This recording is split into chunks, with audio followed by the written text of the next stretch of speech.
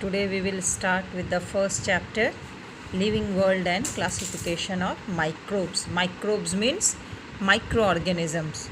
Those living organisms which are very small in size and cannot be seen through our eyes but can be seen with the help of microscope are called microbes or microorganisms.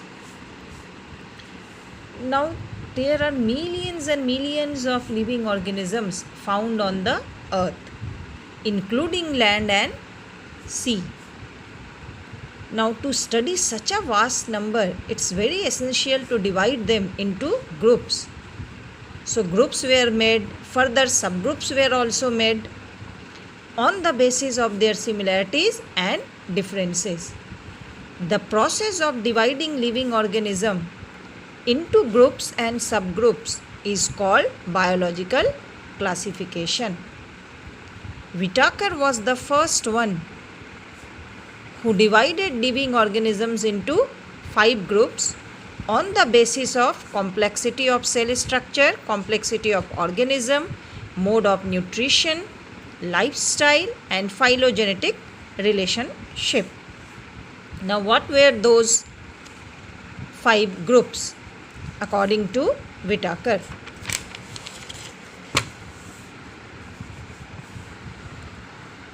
So he divided all living organisms into 5 kingdoms. First kingdom is Monera.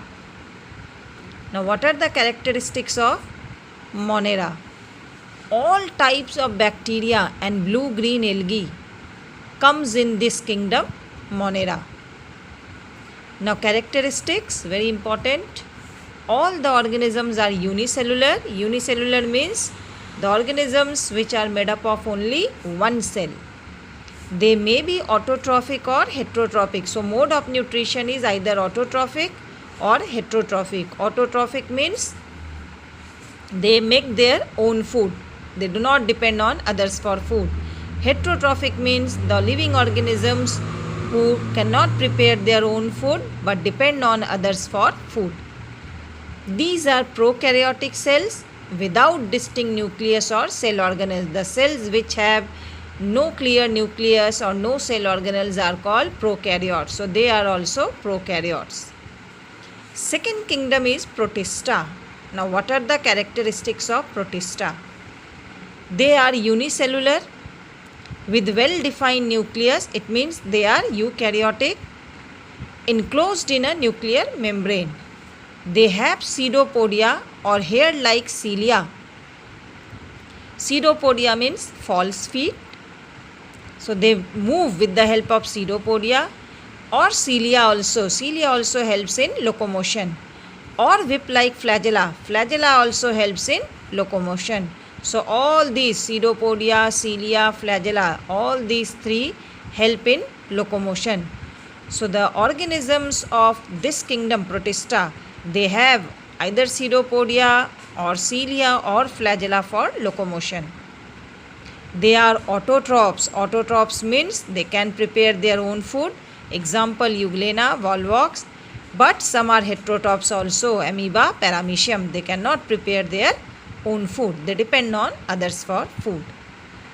Third kingdom is fungi. Now what are the characteristics of fungi? All these diagrams are very important. Characteristics of fungi. These are non-green, eukaryotic, heterotrophic organisms. Most of them are saprotrophs. Saprotrophs means these organisms depend on dead and decaying matters. They feed upon decaying organic matter. Decaying matlab sada hua. Their cell wall is made up of tough and very complex sugar called chitin. Some fungi are thread-like and many nuclei are present in the cytoplasm. Example, Baker's yeast, Aspergillus, Penicillium, mushrooms. Some mushrooms are eatable and some mushrooms are very poisonous. So how many kingdoms you have read?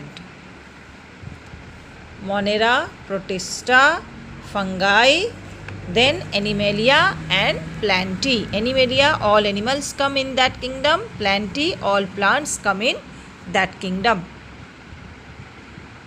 Now, classification of microorganism. Among the living organisms, microorganisms are largest in numbers.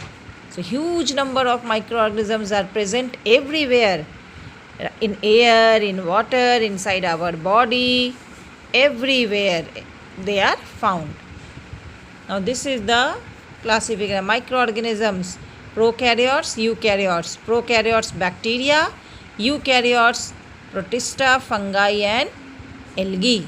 So, this is the classification of microorganisms.